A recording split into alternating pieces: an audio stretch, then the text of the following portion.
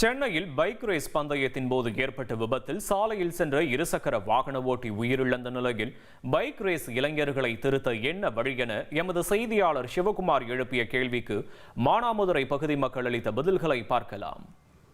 அது மட்டும் இல்லாம பைக் ஓட்டுறவங்க அந்த பசங்க டீனேஜ் பசங்க இருக்கிறாங்க.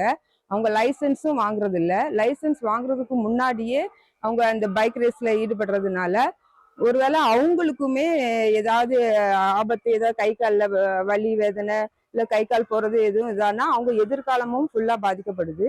அவங்களுடைய குடும்பத்தையுடைய எதிர்காலமும் ஃபுல்லா பாதிக்கப்படுது. அதனால பைக் ரேஸ் ஓட்டுறவங்க பேரண்ட்ஸ் இன்னும் கொஞ்சம் கண்டிப்பா இருக்கணும். அதுவும் தவிர இந்த டிராஃபிக் போலீஸ் அவங்களும் கொஞ்சம் விழிப்புணர்வோடு இருந்து அதுல ஈடுபடுறவங்கள பிடிச்சிட்டு தான் இருக்கிறாங்க. இன்னும் கவனத்தோடு இருந்து பிடிச்சாங்கன்னா அவங்களால ஏற்படுற ஆபத்துகள் பெரும்பான்மையாக நம்மளுக்கு குறையும். ரோட்ல ஓட்டுறதுனால அவங்க வர்றவங்கள காயப்படுத்துறாங்க. இதுல 2 பேருமே காயமடைகிறாங்க. இவங்க ஓட்டிட்டு போறவங்க காயமடைகிறாங்க, அவங்க மோதுறவங்களும் காயமடைகிறாங்க. இதனால பைக் ஓட்டுற பெற்றவங்க கடுமையான நடவடிக்கை எடுக்கணும். பெற்றவங்க பிள்ளைய திருத்த வேண்டியது பெற்றவங்க தான்.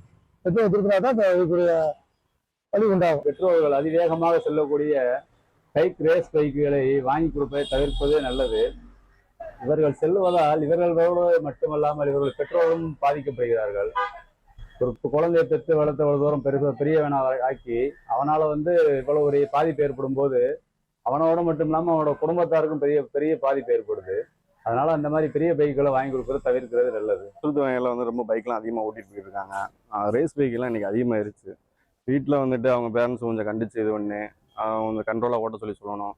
நம்மள போலீஸ்காரங்க இந்த மாதிரி ரேஸ் பைக்கில் அதிகமாக போகிறவங்கள நிப்பாட்டி ஃபைன் போட்டு இது பண்ண இந்த மாதிரி நிறைய சட்டத்திட்டங்கள்லாம் கொண்டு வரணும்.